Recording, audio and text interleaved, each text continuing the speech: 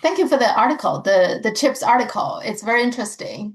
China is very good at mass production, right? And Yeah, right, so US like to like focusing on individual like things and high end and that kind of thing, but China is very practical, right? The mentality is very different, right? it is completely different. And by the way, I sent you that article about chips, which I thought was extremely interesting Hmm. and very indicative of why things are going wrong. But of course, there's been another video that came out some recently, which actually touched on a topic that I already knew quite a lot about, which is explosives, TNT. They can't basically make shells in Europe and they can't make shells in the West because they don't make TNT. They don't make high explosive anymore. And one of the reasons they can't make high explosive is because in order, and I've heard this already, I knew all about this, but it's all over the place now, is that in order to make high explosive, you need very high end cotton fiber. Yeah, And guess who makes that? yeah. China.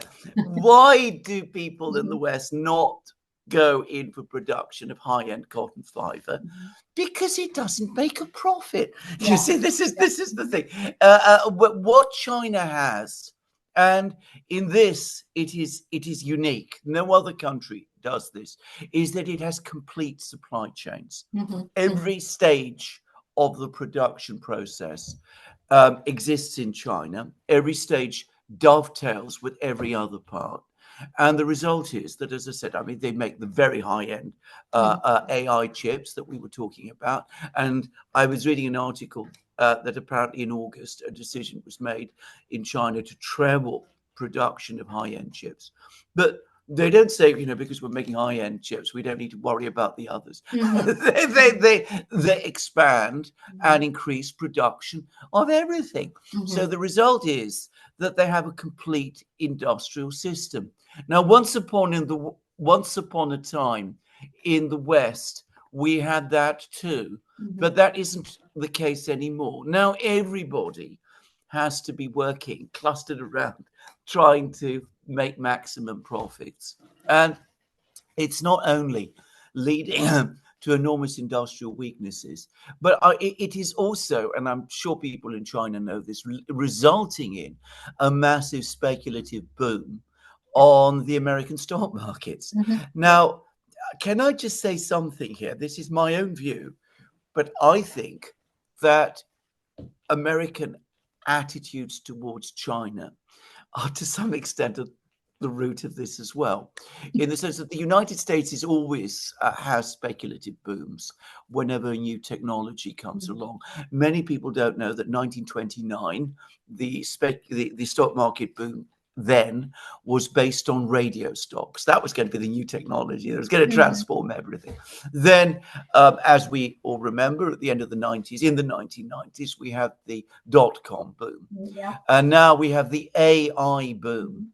But what is driving the AI boom, I think, to an extreme degree, is the sense that the US government itself prioritizes AI and Mhm. prioritizes AI production, that there are huge federal funds flowing into all of this because this is part of the technological race with Yeah. China. Yeah. And the result is that, as I said, this is further turbocharging the boom because they're Mhm. all running in and they're saying that this is where the money's going to come because we're not only this isn't only going to just change everything, which perhaps it will, perhaps it won't, who knows, Mhm. but it is also something where we can be sure that Uncle Sam himself is going to be writing out many of the checks.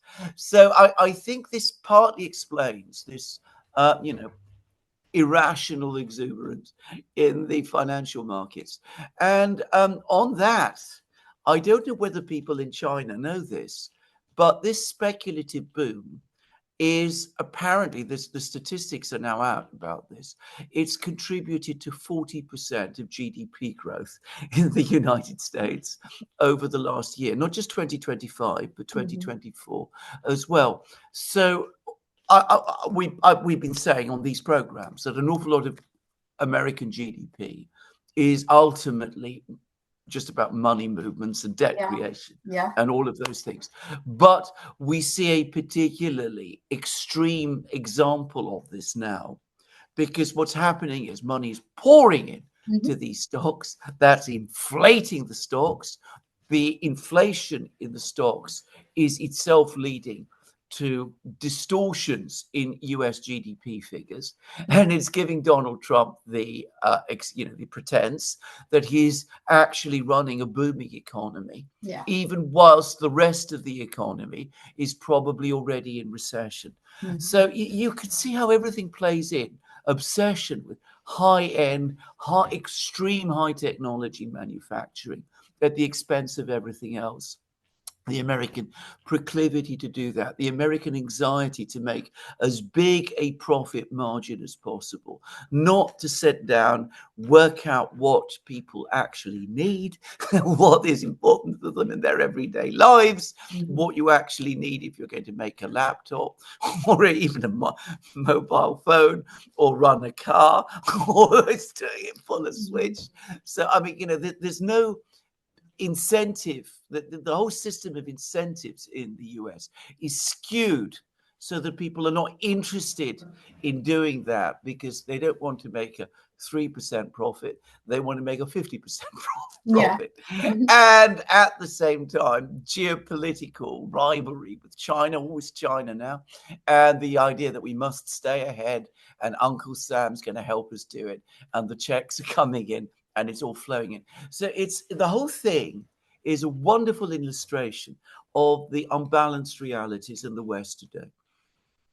Yeah, and there's a lot to say about that. I mean, the latest about AI, I don't know if you paid attention. We talked about NVIDIA, right? They invest in OpenAI, and then OpenAI used that whatever 100 billion something to buy NVIDIA chips.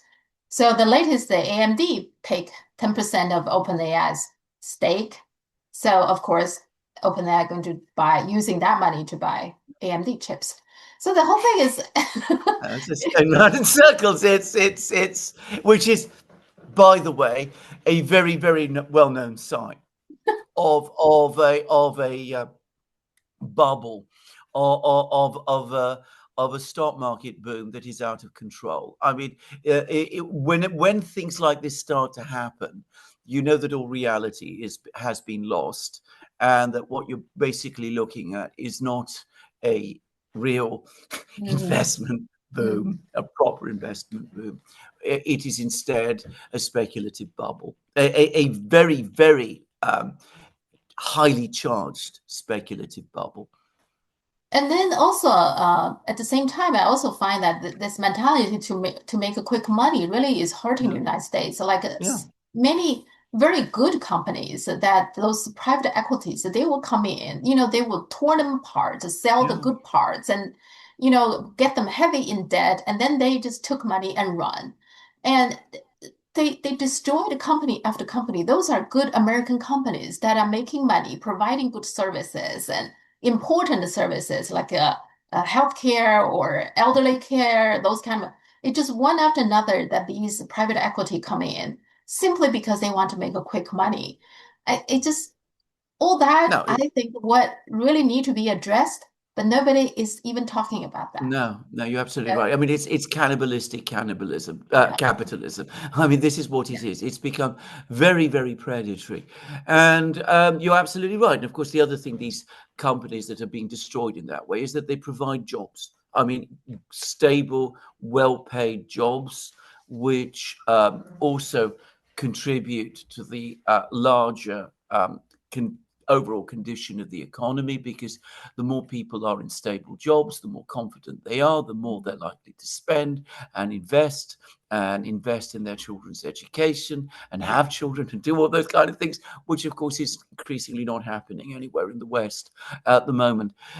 When I went to Shanghai in 2017, I took the high-speed train from Shanghai to Nanjing because, as I've told you many times, Catherine and I, my wife, wanted to visit the tomb of Sun Yat-sen. And this is most extraordinary for most people in China and all of the Westerners we knew, but we absolutely wanted, and I don't know whether you know, but we also went to their house in Shanghai, which is a very interesting museum. Anyway, what I remember through that train journey is seeing town after town that we were passing through, and you saw the businesses, the factories, the workshops, the people doing things. I mean, it was humming with activity, real activity, people doing things, providing things, making things in ways that you just don't see in the West today. And I have to say, it made a huge impression on me. I've never forgotten it. And it continued all the way from Shanghai to Nanjing. I mean, when people speak about China as the workshop of the world, it is. But a workshop requires people to be ready to work. That is the fundamental difference. The people who are running around the stock market telling each other, you know, this stock's going to go up, and this stock's going to go up even further, and all of that. Basically, they may be incredibly active, but they are not gainfully working, not in the way that those people doing all those unglamorous but essential things in China are actually working. And that is the fundamental difference. Yeah. And speaking of which, people need to work. The US government shutdown, I find I don't get the feeling the Republican or the Democrat or Trump seems so eager or in a hurry to reopen the government. Isn't that weird? Well, why is that? Well, because again, it's all performance and it's all theatre, and you don't worry about what's going on in the wider society or the way in which the country actually works. So, yes, you can argue that the American government is inefficient and dysfunctional, and it is. But, you know, what do? You don't come up with a clear, well thought out plan on how to reform the government, which you can put forward to people and might get support over, and then seek to implement and then move things forward. No. You are very happy that your opponents are shutting down the government so that you can sack lots of people. And on the other side, you're not thinking about what government does and how it's important and the effect it has on your own people. You want to, again, play this complicated piece of performative theatre in which you're taking on Donald Trump. So you sit back and you let the government close down. I mean, again, in a real country, a properly functional country, things like that would not happen, but they do in the United States. And of course, they have an effect, and gradually it will be an increasing effect. And eventually, you know, America will pay a price for this. But as you correctly say, neither side wants to change. Not both sides seem happy with this current situation, which is really bizarre. And nobody thinks of the larger picture or of what effect this is having on the United States and its people, or on the image of the United States abroad. And also, I do find that the party divide, you know, the fight, it seems like getting worse and worse. I don't know if you watch the hearing. There was a hearing from I think the Senate to have a hearing. They want to know what's going on with this case. Tom Homan, the head of the ICE, he has some bribery. It's pretty straightforward bribery. He took money, 50,000, you know, cash, but there was no investigation or something. So the hearing was to Pam Bondi, head Justice Department. Well, the hearing was so tense. It's so divisive and so angry towards, you know, both sides. Pam Bondi basically refused to answer questions. Some, I think, are valid questions, and she just refused to answer. She pretty much like picture everybody who asked a question as attack to Trump or something. Yes. It's a very angry. I've never seen something like that.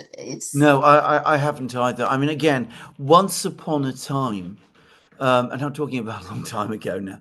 I mean, congressional committees were one of the great things in the United States. It was something that we missed having in Britain, because they did look like a real place where Congress Senate and House could actually hold the executive to account and answer the questions that people wanted answered.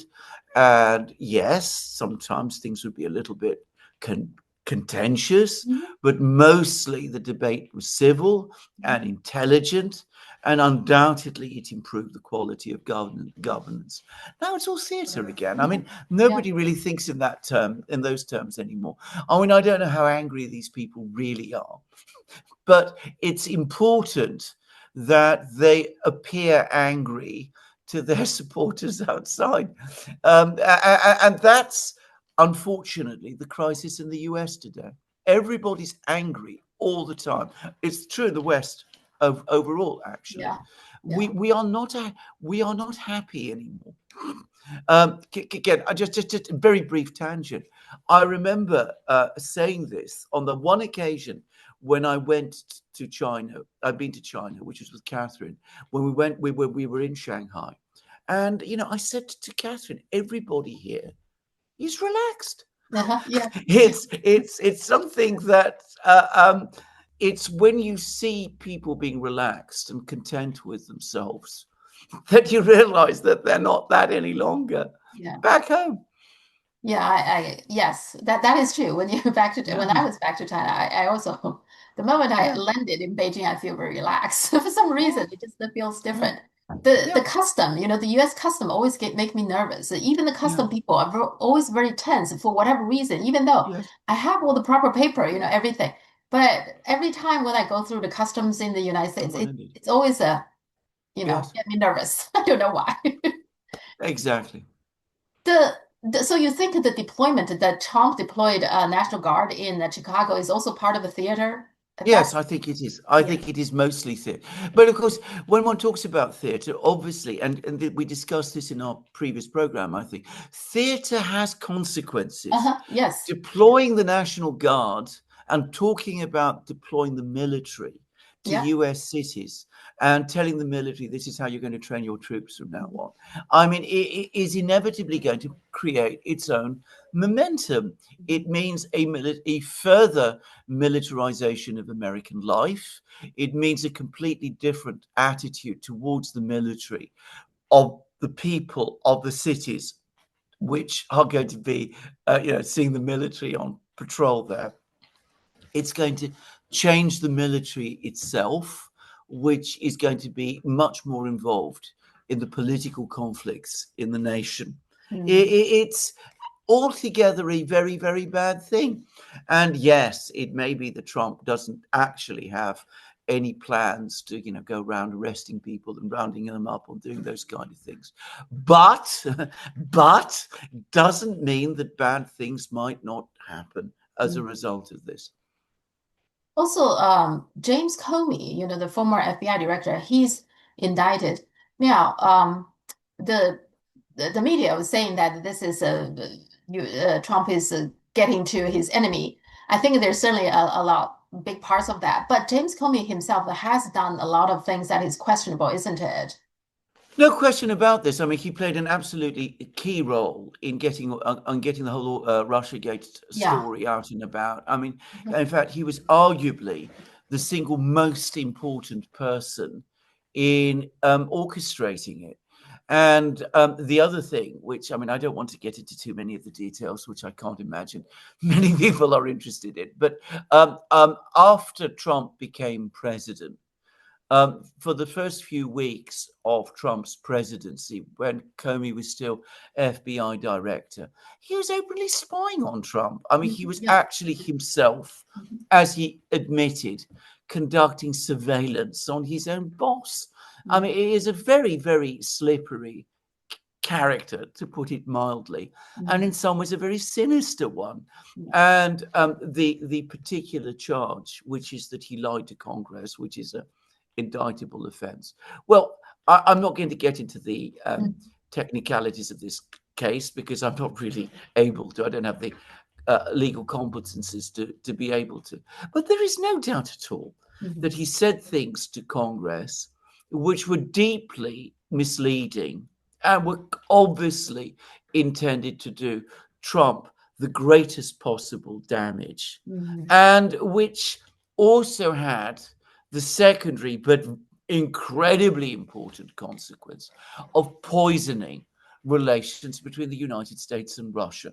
Because what Comey was doing, in effect, was saying that Trump was in league with Russia and that Russia was responsible for his election. And that angered and upset many people. It was groundlessly angered and upset many people in the United States, and has played a very important role in bringing us to the situation which we're in today. Yeah, and I actually agree that James Comey did a lot of things that very much I believe is illegal. But I think so. unfortunately, because Trump is so divisive and he Yeah. is holding vendetta to lots of people, so it kind of undermines his own action. So for this Yes. one, lots of people are saying, "Oh, he just get to his enemy," But there's some validity to it. Yes. Unfortunately, Trump will sometimes undermine himself by being so partisan and so divisive, I think. You make an absolutely valid point, because this is a vindictive prosecution, which I have no doubt it is. Yeah. It doesn't mean that Comey is innocent. No, no, I mean, exactly. he might be completely guilty, Mhm. but the merit of the of the prosecution is undermined because of its vindictive nature. Yeah. I mean, that is an excellent point, by the way. Mhm. Okay, so let's talk about the elections. There are a few. The Japanese far right, Takaichi, she won. Um, what is your take on that? I think it's a very disturbing development. I think it's part of the trend in Japanese politics now for actually many years. I would argue, going back to the Nakasone era Mhm. in the 1980s. I mean, there has been a continuous drift in Japan towards a more nationalist, um, anti-Chinese, revisionist Mhm. view, and a re-embrace of many of the very disturbing ideas and people that gained control of Japan in the late 19th century and led the whole of Asia to disaster in the 1930s and 1940s. The problem is there was never a proper reckoning in Japan Yeah. after the Second World War, Mhm. and those views and attitudes have remained current. The emperor himself, as we know, Mhm. was protected by the Americans and was never, as a result, held to account. Though I know from people in Japan that in 1945, the mood towards him in Japan on the part of many, many people was very angry, with a strong sense that he'd betrayed them. So, Mhm. that's another story. But Mhm. anyway, because there was never this proper clear out and accounting in Japan, all of these people have remained in strong positions. They've passed their ideas down to other members of their families, and gradually, steadily, we see that they're regaining control. And the fact that Japan is now losing the position it has had in Asia since the late 19th century of being the most economically developed Asian country. I mean, it's been left far behind by China now. Mhm. I suspect is exacerbating this and is increasing hostility to China as well. And I also saw some inside Japan, some Japanese, they're not happy with this. But some of them do say that partially is because the far right are kind of anti-immigrant, just like many other European Yeah. countries. That seems like an issue too, the anti-immigrant part of the party. That seems like it Yes. helped it. Um, Also, I feel like if you look at the turbulence in different countries, I'm not even sure she will last very long. The current one No. lasted 1 year, right? And then if Yes. you look at Korea, right, the former president is now under investigation and big trouble. He's in office maybe 2, 3 years. And even if you look at Britain, now Keir Starmer has been Yeah. there, but not that long. And then before him, No. there was also so No. think that's a general like symptom now for lots of the Western countries that just It absolutely is, and it all has its underlying cause. I mean, you mentioned immigration, and in Japan, immigration has always been a sensitive subject because they don't like it. yeah. But the underlying problem in every Western economy is that for decades, going back well before the 2008 crash, we have been living in a period of economic stagnation. I mean, I've lived through it all my life, all my adult life. I can see it. I mean, I can remember how in the 1960s and early 1970s, living standards grew and technology expanded constantly and improved people's lives dramatically. And then from about the mid 1970s, we got our first crisis then, and things began to slow down. Then there was a kind of strange, but not really very substantial blip from the 1990s, which was largely connected with the economic transformation of China, just to say, because it made cheaper things available and within the range of people. That is run its course, and we see the stagnation is beginning to reassert itself. So living standards are falling again. There's no real plan on how to see this thing through, or even to understand why the problem even exists. And so what is happening is that the political systems in the West are throwing up all the time more and more increasingly improbable and unlikely characters, about to say this, who come up with all kinds of easy and simple answers. Blame immigrants, blame China, do things of that kind. Have unconstrained free markets, cut taxes, increase taxes, do every kind of thing like that. Whereas what we really need in the West is a hard look at our societies and our economies and a real plan on how to reorder them. And of course, it can be done. China did it. I mean, China did exactly that, arguably, well, undoubtedly in the 50s. And again in the 1980s, 70s and 80s. But we don't do that in the West anymore. We've lost the skills. Going back to Japan, I think for Japan actually to admit and apologize for what they did during World War II, I think it's good for Japan because only then you can move on from there. I don't think it's healthy for Japan to be constantly reminded by different countries and people like this is what you did, World War II. You never recognize that. You never apologize. I just don't think it's a healthy thing for Japan. I think it's much better just to openly talk about it, apologize for it sincerely, and move on from there. I think that's much better way for Japan. And no question, none. You are absolutely right about this. This is a deeply unhealthy, indeed, it's a sick thing. It's a sickness that you can't admit to yourself the reality of your own past. And if Japan finally came to grips with this and opened up to itself about what happened, then it would be a liberating moment for Japan. But this is the thing. The time to have done that, the best time to have done that, was shortly after those events took place, arguably in the 40s and 50s. If not then possibly in the 1960s. But that never happened in Japan. And the further away we move from those events, the more difficult it becomes, because the people who want to preserve the illusion of the wonderful golden past, they become stronger and more entrenched in the system. And for other people, well, this is history. It's things that happened long ago. By the way, what you said about Japan is equally true of Britain.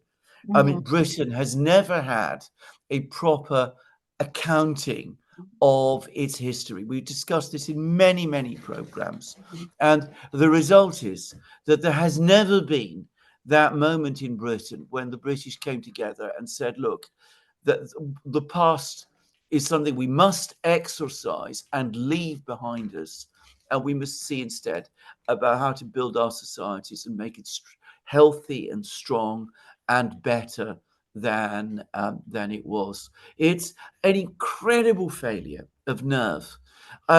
We've never done this in the West, and the Japanese are following our example. Yeah.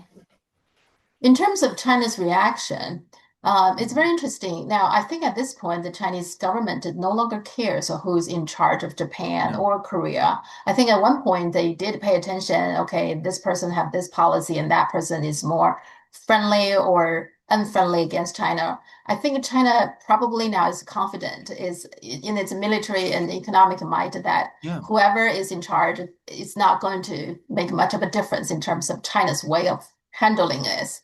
Yes. At the same time, the netizens, I think a lot of netizens basically saying it's if you dare to fulfill what you made a promise before, which is make a huge deal between, a big fight between Japan and China. And then she also at some point even said that what is concerns Taiwan concerns Japan. And people are saying, don't you dare. When we unify with Taiwan, if you dare, that will give China the reason to do everything we have been wanting to do, so China is pretty much ready for that. So for that reason, also, I think it served Japan best to apologize and certainly not get involved in any of the China domestic issues. Stay away from it.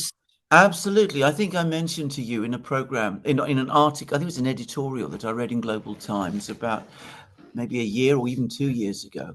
The Global Times made the point that in terms of scale, Japan's economy today has about the same scale relative to China's as Taiwan's economy did in 2000.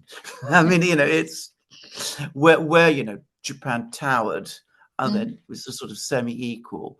Now it's, and that was some years ago. I mean, it was so, and China continues to develop and grow. And Japan, by contrast, is locked in stagnation. So I'm sure that since that I read that editorial, the gap has increased. And I think that's absolutely right. I think that in Japan, by the way, I haven't been to Japan. And once upon a time, I knew many people from Japan, but I don't know anybody anymore. And I'm not in contact with anybody there. But my understanding is that in Japan, they're still in great denial about this. They still sort of imagine themselves as being on the same kind of footing as China. Yeah. Because it's conceptually very impossible to imagine otherwise. This, unfortunately, distorts the entire political discussion in Japan as well. It's the sense that, we've provided the Americans are there with us, and why anybody would rely on the Americans is another matter. But provided the Americans are with us, we can easily handle the Chinese. We won all our wars against them, which, by the way, is absolutely not true.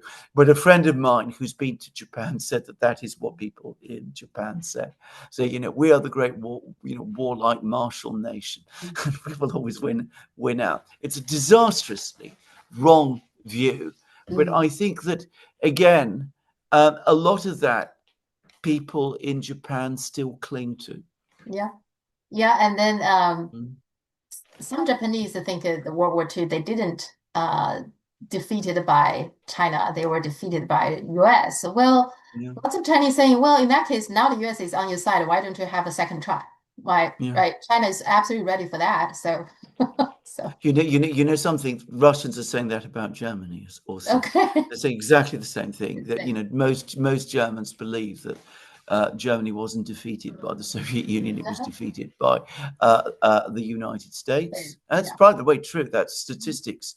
Polling statistics repeatedly show that now, which is incredible. So that you find Russians say, well, all right. Yeah, try again. Try again. We're ready. Yeah. Okay.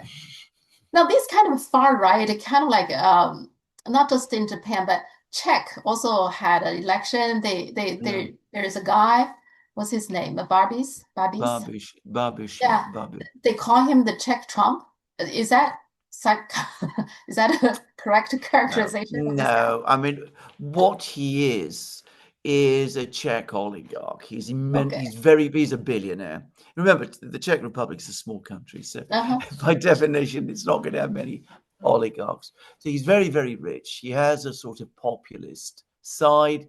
He's ridden the wave. He's been prime minister before. He's obviously clever up to a point, and Mhm. he's now prime minister. And he says he's going to do all kinds of things. I doubt most of which he will actually do.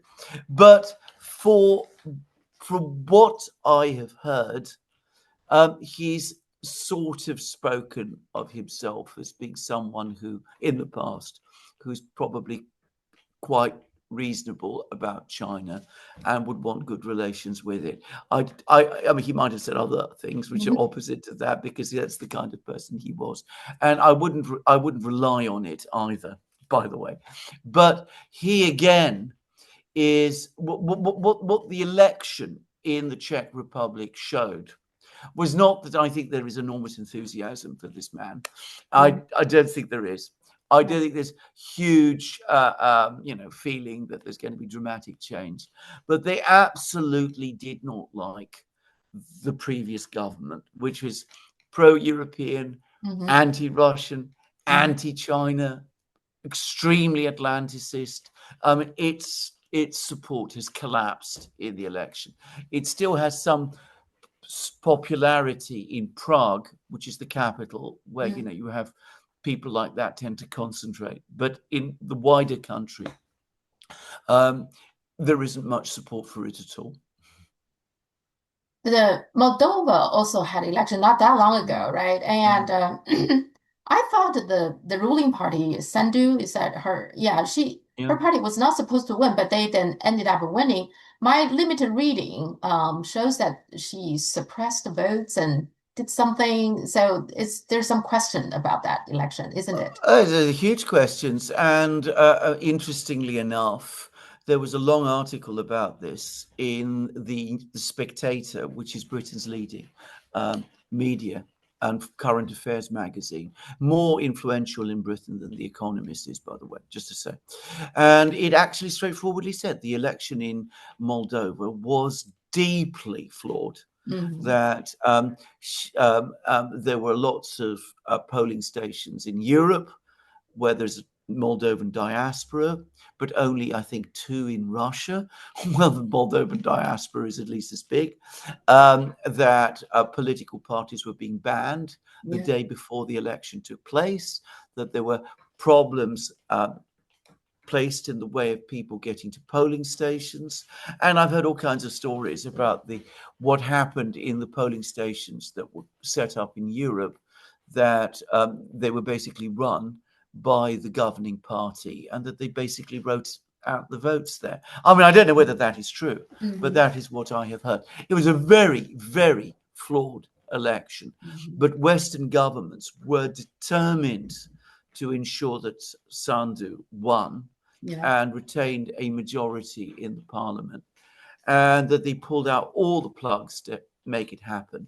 I should explain to our Chinese viewers Mhm. that she actually lost, even on these very Mhm. distorted figures, she actually lost the vote total in Moldova itself. Okay. More people who live in Moldova, even according to these official figures, voted against her than for her. The reason her party came through with a majority is entirely because the votes abroad in Europe stacked up overwhelmingly in her favor. Mhm. So, they were determined that Moldova must remain loyal, and they ensured that that was what happened. It's like with Romania last year, where it looked as if the wrong person was going to win the Mhm. election. So they cancelled the whole election. And Yeah. by the way, Sandu said again that if the election went wrong this time, she would cancel it. So there you go. Democracy is alive and well in the West, as you can see. She's very straightforward. Yeah. Okay. Yeah. So that's why these elections is getting more and more. I don't know. People lost trust, for them Oh, altogether. And the New yes. York mayor race, you heard that Eric Adams is now dropping out. mainly because they don't want Mamdani to win, so Yeah, they don't want too yeah. many opponents, right, to split votes. Mm, And mm, then there's multiple articles that saying that just wait, Eric Adams is going to get an ambassadorship or some mm. high-paying corporate job soon. So Yes, yes. I mean, give the people the choice. Let the election happen in a orderly and normal way, but just make sure that yeah, at the end the right person yeah. wins. This is what democracy is in the West today. And of course, talking seriously, people across the West are becoming profoundly disillusioned and cynical about this. I'll just again tell your our Chinese viewers that the Conservative Party in Britain is currently holding its annual conference, which is a major political Uh-huh. event in the life of political parties here. And of course, remember, they were the government until last year, Yeah. and they've been the government for most of the 20th century and much of the 19th century, and they were the government for much of the 21st century, what Mhm. we've had of it too. And, it's the government of Churchill, Cameron, of Disraeli, of Mhm. Thatcher, and of all of these people. Hardly anybody turned up to the conference. I mean, you see pictures, and the halls were empty. and, their support has fallen to 15%, 15%, which just means basically people who, are old people who've always voted Conservative and can't imagine voting for anyone else. And most bizarre of all, the party ran a séance. I'm not, so they had a post box where you could write a letter and send your letter to Margaret Thatcher, who is of course dead. I mean, seriously, that was one of the things they did. So I mean, seeing what has been for the last 250 years the dominant party in Britain implode in this way Mhm. tells you the implosion in politics and trust in politics and the cynicism that exists in the West now. Yeah. We can stay in Britain. That there is a, have you paid attention to, there is a spy case. Yeah. There were two guys, both named Christopher, right? Christopher Cash, Christopher Berry. But that case collapsed. Now, I never quite understand what they did. They always No. said they provided unclassified document to somebody, I guess, in China. Well, but if it's unclassified, so what's the problem? I don't get it. Sophia, I'm glad you don't get it because nor do I. And I've never been a criminal lawyer, but I did used to do legal work. So you would have thought that a person like me would be the person who would understand it. Anyway, what I heard is that this was always a case that was incredibly shaky. It was full of holes, and it was most likely to fail, and that it was all but impossible to see that these people were spies Uh-huh. in any true sense, in any sense at all, in fact. Yeah. But of course, that's not the word that is being spread in Britain. Okay, the word that's being spread through the media in Britain is that the reason the case collapsed is supposedly because during the trial, the British government told the court that Britain didn't consider China a threat. Okay. So, so this was supposedly the reason why the trial collapsed. How that has any bearing on whether someone is a spy or not, I am completely unable to see. But you could see what happens, how they do it. The case is brought on the flimsiest grounds. The Mhm. case collapses. The case, however, already establishes the idea in Britain that China operates spies in Britain. When the case collapses, it's again the idea is planted that it's because the British government, for some reason, didn't say that China is a threat, with the implication that China is indeed a threat. So you can see how public opinion is being shaped. Mhm. Yeah, that's another thing. So, Keir Starmer, exactly what is his China policy is also confusing. You see this case, and they clearly trying to smear China, right? So it's the case is all about China. Yeah. At the same time, I think Jonathan Powell, he's a national security advisor. I didn't know in the beginning of this year, apparently visited China, but it's not widely reported until China is the one who, I guess, gave some account about this. So it sounds like he also trying to get closer to China, I guess, to get something, out of China or something. So exactly what is his China policy? Does he try to work with China or not? Well, historically in the past, he has been somebody who's wanted to have relatively good relations with Mhm. China. But if he wants to do that, he's swimming now against the tide, because the tide is to become increasingly hostile to China. I mean, you're shaking your head, and I agree with you. I mean, I am completely at loss to understand this.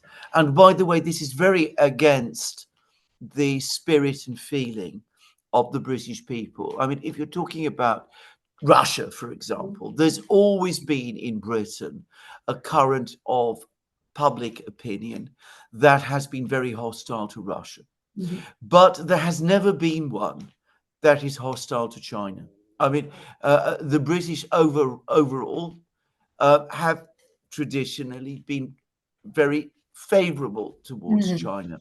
And there is a British Chinese community in Britain, and it's everywhere, and it is well regarded, and it is very liked, and it is well integrated in British life. And there are none of the tensions between Chinese people and British people that you find between British people and members of other communities. In fact, the question never arises. So this is very artificial, but it is now being deliberately constructed. And you see this in the media, and you see this in trials of this kind, and you see this in the universities as well, by the way, which are being told to stop taking students from China, Mhm. even though students from China supported universities. Yeah.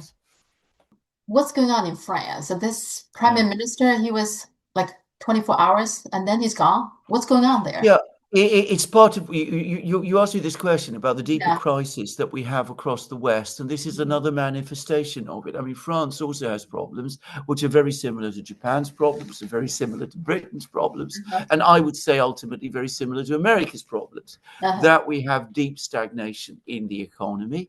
France is intrinsically a very rich country. There's still large amounts of wealth there that could be deployed and invested effectively and successfully.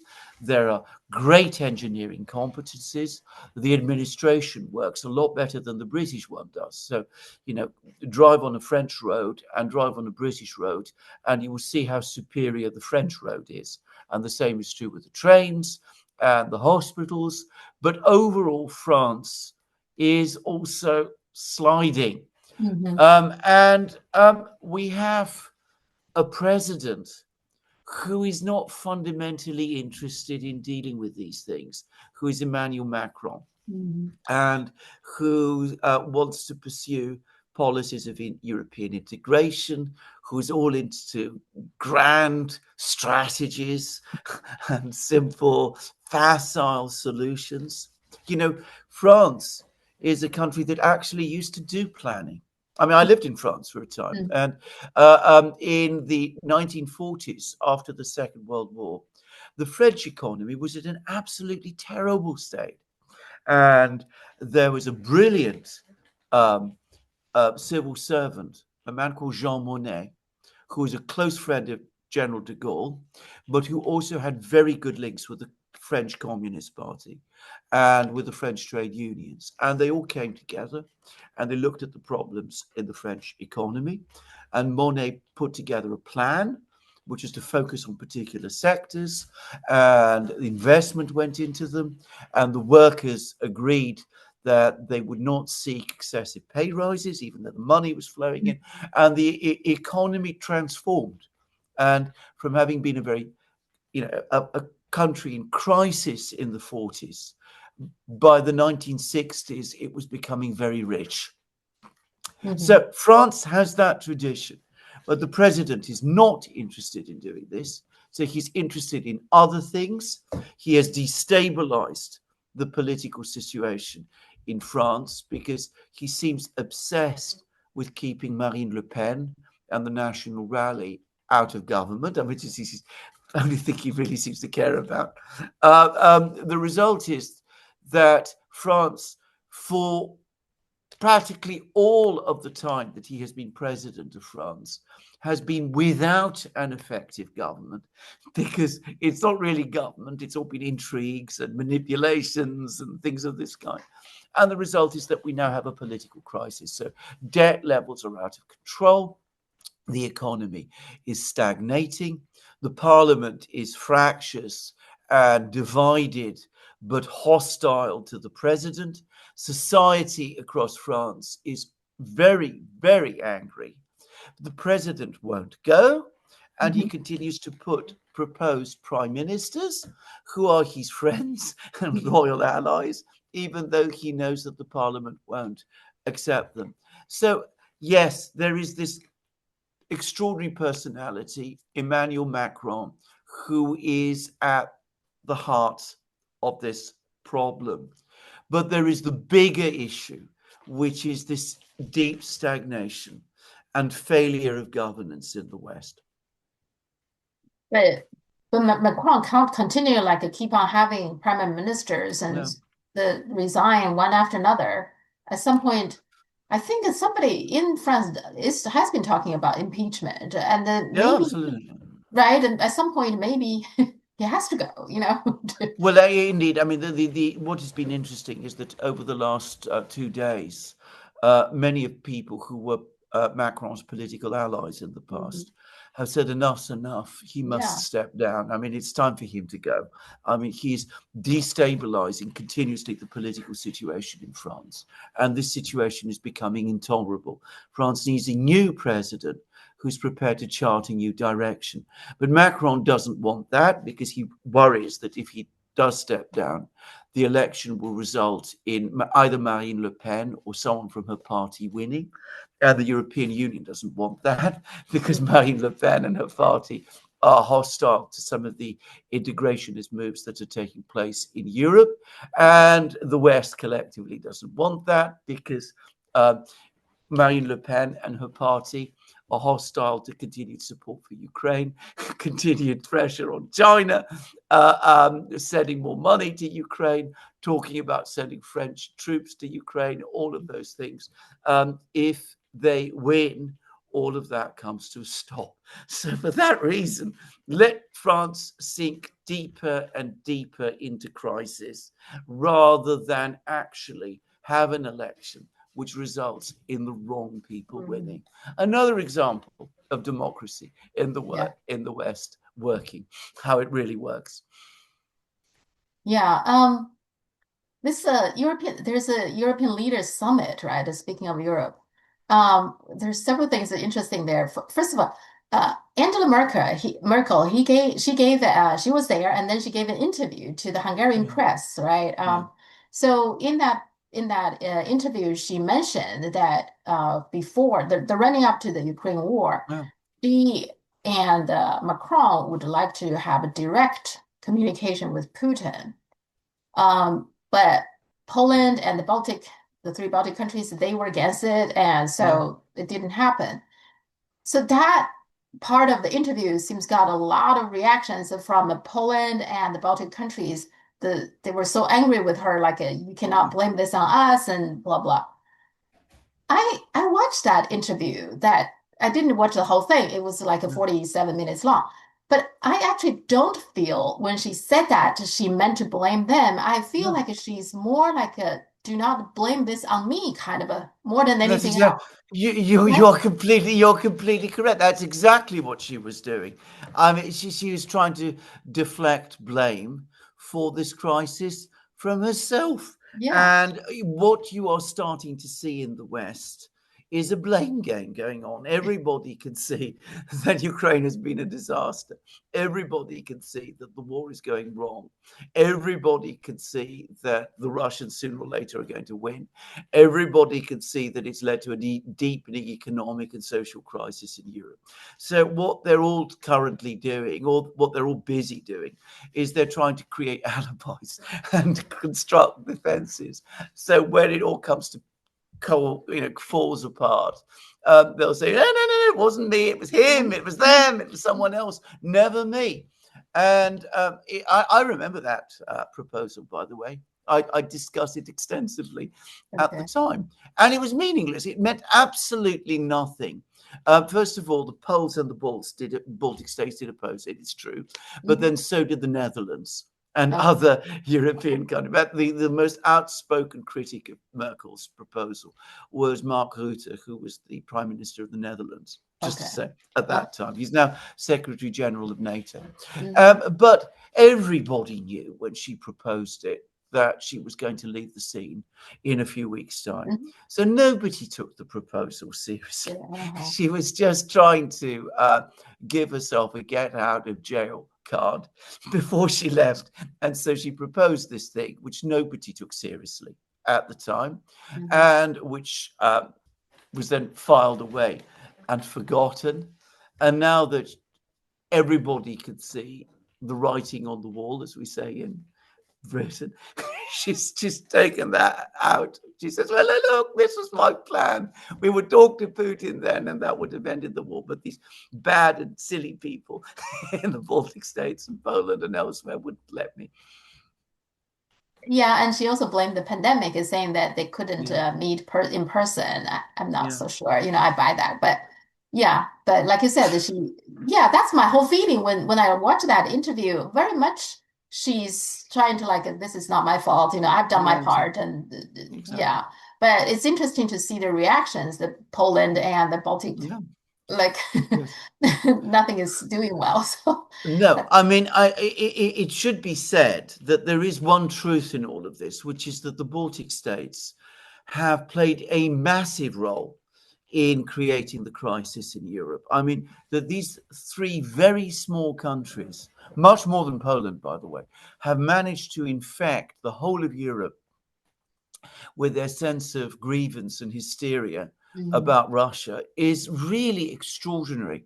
And one day there will have to be a discussion as to why and how it happened, why countries like Germany and France and Spain, let themselves be swept along by the anger and fury in capitals of small places like Estonia and Lithuania or whatever. But I mean, saying that shows that ultimately it is ridiculous to blame them. I mean, what ought to have happened long ago, is that the leaders of Western Europe should have taken the leaders of the Baltic states, to one side and said, look, we know about your history, we know about your troubles with the Russians. Maintaining peace in Europe is more important. We have to develop a strong and good relationship with Russia. This is what you are going to do, what we are going to do, and you must accept that. And if you don't, well, I'm afraid you're going to be marginalized. Nobody in Europe ever had that discussion with them. It seems that Europe has the worst of both sides, right? On the one hand, it's very authoritative, assertive about their decisions. At the same time, they seem very about the small countries' reaction to certain things. So they take too much into account for those smaller countries. But why exactly the Baltic countries, right? There were other smaller countries too. But I guess maybe just because they themselves is afraid of Russia overall. Well, I think so. I think this is it. I think this hysteria of the Baltic states plays into the underlying fear and dislike of Russia that you find in much of Europe. By the way, for the record, I know that in Russia, some people have increasingly come to calling Germany Greater Estonia. So that tells you what they think of Germany now. It's true. I mean, I can see, because Germany is not doing what's best for No, Germany, no, so.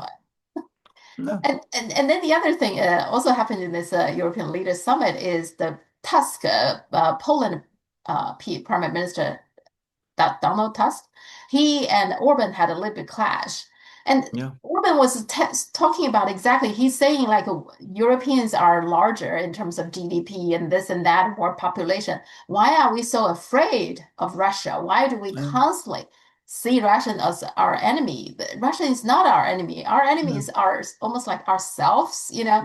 And of course, Tusk could totally disagree on that. Mm. But I think Orban is correct. Why are you so afraid of Russia? Well, it is an excellent question.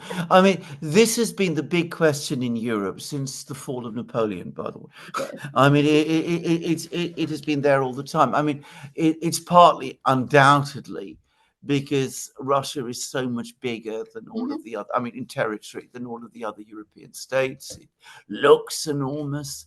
That must mean that it's, got some kind of evil plan to conquer all of Europe. The fact that they haven't done it in 200 years is just this, not a sign that, they're not going to do it one day. It's just that their plan is taking a very long time to work out, I suppose.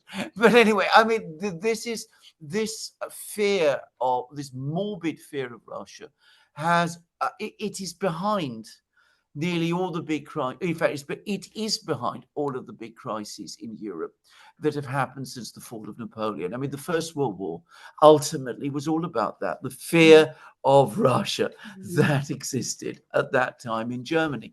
I've studied that period intensely. And the German ambassador to St. Petersburg in 1940 was writing memos to the government in Berlin and say, look, he's a very clever, by the way, very capable man, Count Portalis. And he was telling the government in Berlin, look, there is no threat to us from here.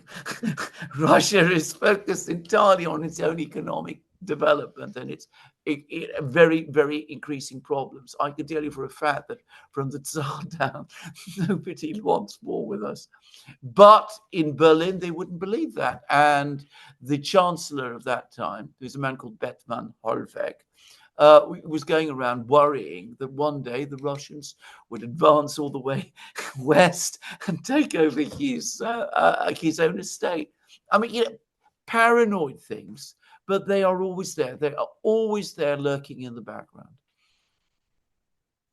The Middle East. So Yeah, we've discussed this before that none of us believe that this Trump's peace deal, first of all, Israel would never follow it, right? The, yeah, of the, the course not. bombing continues. And almost like immediately after Trump presented this 20 points plan, Netanyahu went back to Israel, and on one of the interviews, he openly said the IDF is not going to pull out. Yeah, It's not going to happen. He said that. yeah, Okay. yeah. So where do we go from there? Do you think Trump is a little bit frustrated now, or where do we go from here? Well, the word always is that he's frustrated and he's angry, and we get all of these rumors about quarrels between Netanyahu and Trump and all of the rest. But in Uh-huh. the end, he always ends up doing what the Israelis ask him to. I mean, Yeah. he never comes out against Israel. And on Gaza, all of his public statements have been directed at Hamas. I mean, Yeah. they are the people Mhm. who are to blame, even though they're releasing hostages and doing all of the main things that they were asked to do. But it is they who are at fault and who must be attacked. And by the way, in this one thing, Trump is identical to every other US president that I can remember, going all the way back to the 1960s. Whenever these problems arise, always it is the Arab side that is to blame, even when it's obviously the Israelis who are at fault. And then in terms of Greta Thunberg, lots of netizens discuss that because um, most Chinese people didn't like her when she was championing for this climate change thing. But on this matter, she was brave, so lots of people supported her. But what's interesting is like 6 years ago, Obama invited her for an interview. This Yeah. time, when she's arrested, nothing. You don't hear Well, anything. I mean, you put it exactly, because as her popularity and respect for her is increasing in China, Yeah. and the West is going in exactly the opposite direction. It's amazing. I'm glad to hear, by the way, that netizens and people in China have been talking about this incident, which is outrageous, by the way. I Mhm. mean, because Yeah. as I understand it, that convoy was intercepted on the high seas, and all of Really? those people were arrested, even though they'd committed no crime, and detained, even though they'd committed no crime. It's been barely reported Yeah. here. Yeah. And given that Greta Thunberg was, for many, many years going back, one of the most important public figures in the West, because he said Obama used to meet her, people used to hang Mhm. on her every word and all of that. Yeah. I mean, the fact that she's now been unpersoned tells you so much about the Western world today. And then they were arrested in the international water, right? It's not Yeah, the Israeli or, exactly. yeah.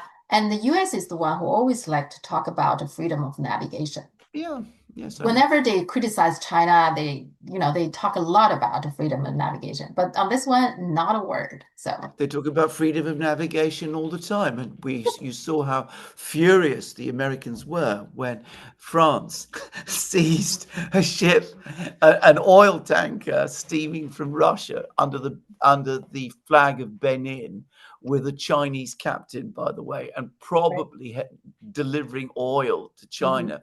How angry the United States was when that ship was seized on the high seas on Yeah. the flimsiest of pretexts. They said absolutely nothing about it at all. Yeah. I So, mean, so this freedom of navigation is nonsense, and everybody knows that it is. yeah, it's all based on the situation, right? Whatever. It's, it is. Yeah. It is. Of course, China seizes ships on the high seas every day. Yeah. I mean, yeah.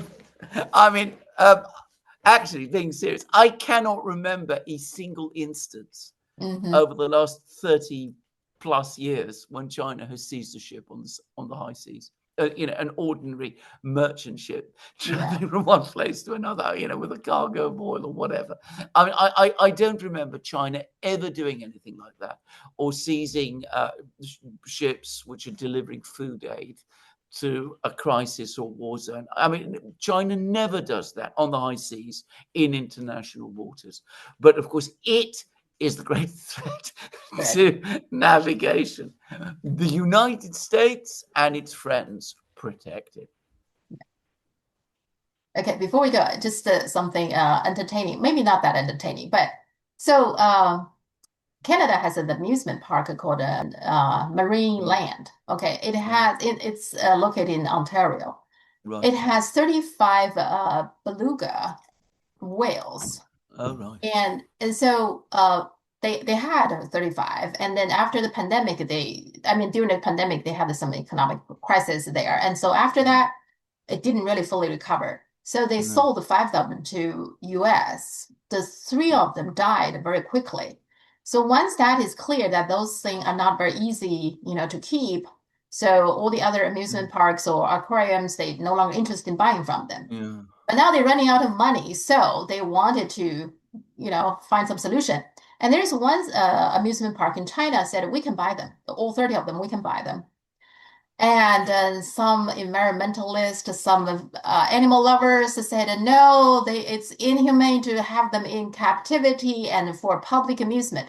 Well, Mm, that's what's going on right now. But hey, mm, you're doing that in China. That's not, that's very inhumane. So the result of that, the fishery ministry, they just put a stop to this sale. And well, then the amusement park said, well, then we need the money, right? It costs like $2 million just to feed these things, every month. mm. And then the fishery department said, no, we don't have money for that either.